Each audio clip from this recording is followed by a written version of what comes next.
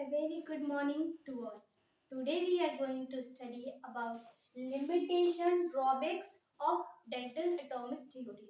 आज हम पढ़ेंगे limitation and you can see that drawbacks of Dalton atomic theory के limitation के बारे में आज हम पढ़ेंगे. So all the philosopher whether he was Maharshi Kannada or Greek philosopher मतलब जितने भी philosopher थे चाहे वो फिर महर्षि कन्नद हो चाहे फिर वो ग्रीक फिलोसोफर हो, it was believed that when we go on breaking the matter into pieces then a stage will come where no more pieces of matter could be formed. मतलब ये मानते थे जितने भी फिलोसोफर थे कि जब हम मैटर को किसी भी पदार्थ को लेकर उसके टुकड़े करते जाएंगे तो एक स्टेज आएगा, एक टाइम आएगा जहाँ पे और टुकड़े नहीं हो सकेंगे. And that was called Parmanu by Maharshi Kannad and that was called atom by Greek philosopher. तो उसी को परमाणु किसने कह दिया? महर्षि कन्नद ने. और उसी स्टेज को एटम कह दिया ग्रीक फिलोसोफर ने. सो उसी को परमाणु कह दिया महर्षि कन्नद ने.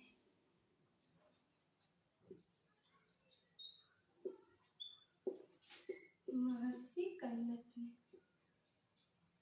और उसी चीज को एटम कह दिया ग्रीक फिलोसोफर ने. Greek philosopher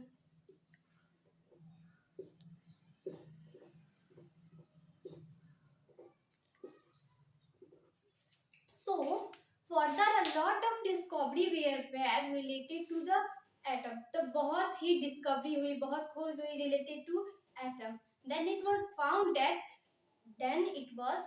that atom is not an indivisible particle. तब जाकर पता चला कि जितने भी मतलब डिस्कवरी हुए, बहुत सारे डिस्कवरी और जितने भी फिलोसोफर थे जो ये मानते थे कि एक स्टेज आएगा जहाँ और टुकड़े नहीं हो सकेंगे, उसको एटम कह दिया, उसको परमाणु कह दिया. तो बहुत सारी डिस्कवरी हुई, तब जाके पता चला atom is not an indivisible particle. जो एटम है वो एक इंडिविजिबल पार्टिकल नहीं है एटम. मतलब then the scientists came to know there are 3 subatomic particles inside an atom. कि एटम में भी पार्टिकल होते हैं जिसे क्या कहा जाता है? सब एटॉमिक पार्टिकल. तो कितने एटम होते हैं? एटम के अंदर कितने पार्टिकल होते हैं? 3. जैसे किस नाम से जाना जाता है? सब एटॉमिक पार्टिकल. सब atomic particle. So there are 3 subatomic particle inside an atom. So which one? कौन से है वो? So proton, neutron and electron. Proton, neutron and electron. So first is proton.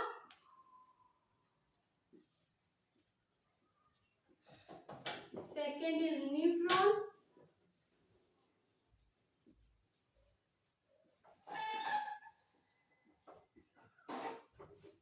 And third is electron.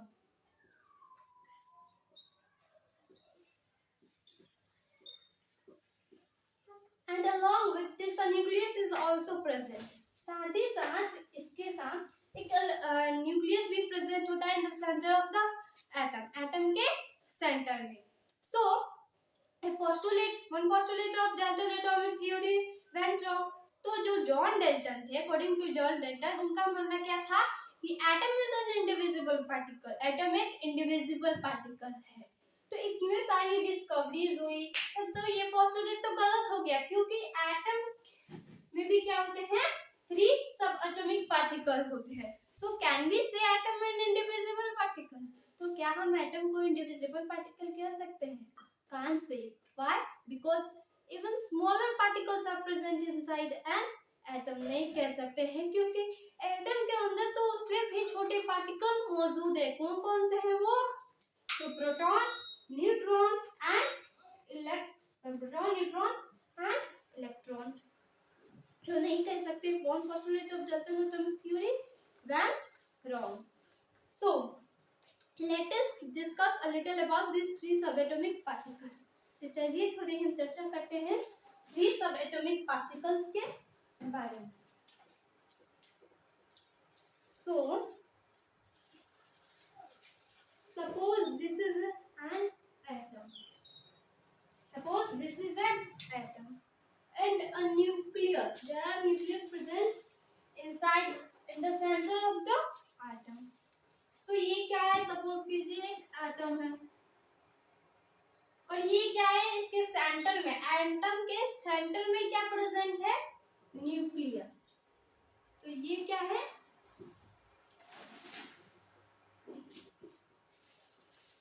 Nucleus. Okay. And specific energy cells. Specific energy cells are present around the nucleus. और क्या है present? Specific energy cells present है किसके around? Nucleus के around. So the number of protons and neutrons are present inside this nucleus. तो इसमें इस nucleus जो है इसमें क्या प्रेजेंट रहता है? Proton plus neutron. Proton plus neutron कहाँ प्रेजेंट होता है? In the centre of the atom nucleus में। Okay. And electron are present inside this cells only. और जो इलेक्ट्रॉन है वो कहाँ प्रेजेंट होता है? इस सेल्स में। सपोज दिस इज रिवॉल्व करता है electron around the nucleus. Nucleus के अराउंड स्पेसिफिक एनर्जी सेल्स में होता है और रिवॉल्व करता है जो स्पेसिफिक एनर्जी सेल्स है वो न्यूक्लियस के around. So one thing is atomic mass and atomic number. चलिए एक और बात जानते हैं एटॉमिक मास और एटॉमिक नंबर के बारे में। Atomic mass and atomic number.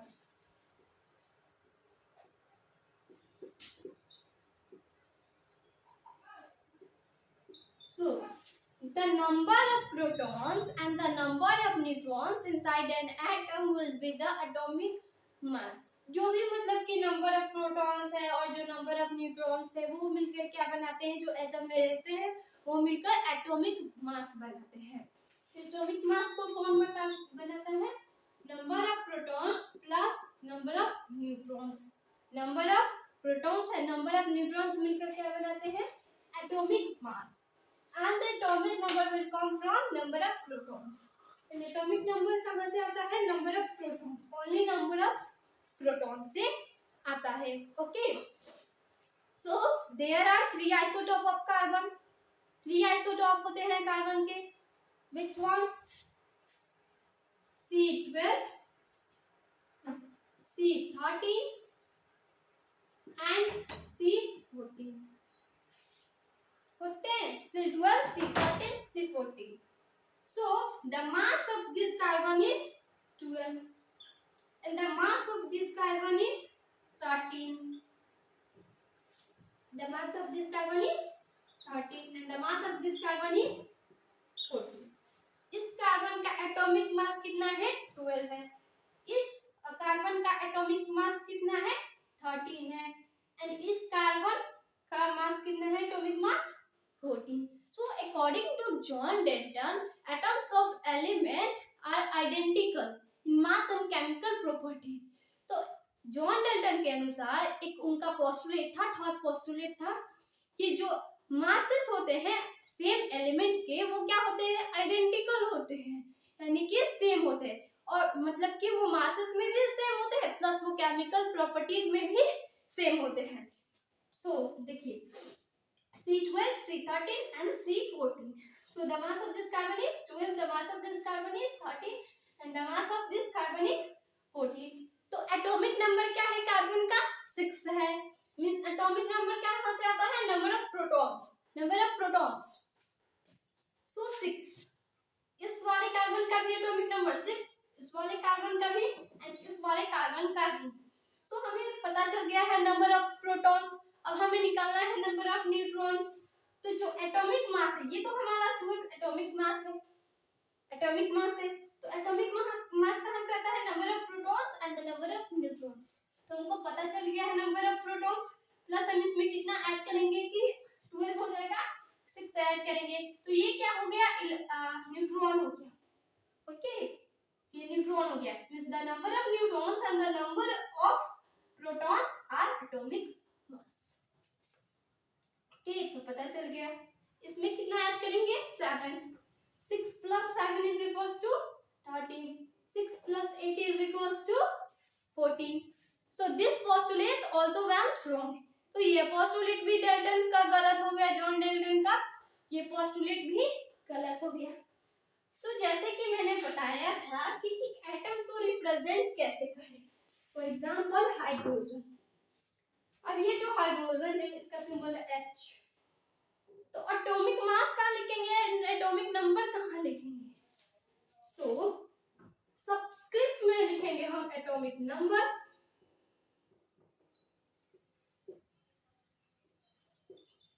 और सुपरस्क्रिप्ट में लिखेंगे एटॉमिक मास। Atomic mass. ऐसे ही कभी भी हमको कोई भी एलिमेंट प्रेजेंट करना होता है तो हम लिखते हैं सुपरस्क्रिप्ट में एटॉमिक मास लिखते हैं एंड सबस्क्रिप्ट में हम क्या लिखते हैं, एटॉमिक नंबर लिखते हैं। So this postulate also went wrong, क्योंकि जॉन डाल्टन ने तो ये कहा था कि आइडेंटिकल होते हैं, सेम होते हैं सेम एलिमेंट के। तो ये कार्बन तो सेम ही एलिमेंट है लेकिन इसके एटम का तो मासेस अलग अलग है, ये आइडेंटिकल नहीं है। तो ये पोस्टुलेट क्या हो गया, गलत हो गया डाल्टन का। एंड फोर्थ पोस्टुलेट क्या था, atoms of different element have different masses and chemical properties. अलग अलग एलिमेंट के जो एटम्स हैं उनके पास क्या होता है, अलग अलग मासेस होते हैं, but there are some element which have the same mass. लेकिन ऐसे भी कुछ एलिमेंट हैं, अलग अलग एलिमेंट जिनके पास सेम मास है। For example argon and potassium. Argon and potassium, both argon and potassium have the same mass. दोनों के पास एटॉमिक मास सेम ही है।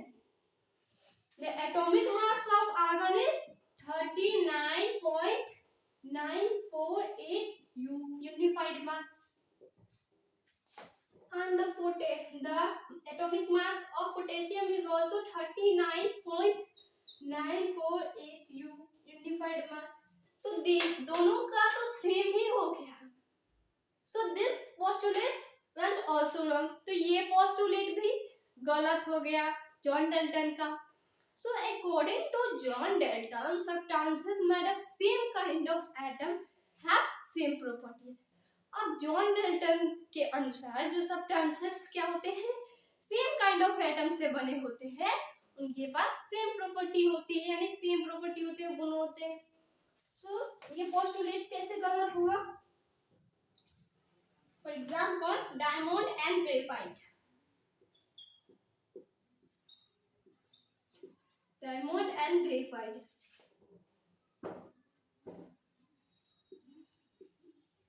Graphite. Both of them are made of carbon element. Carbon element.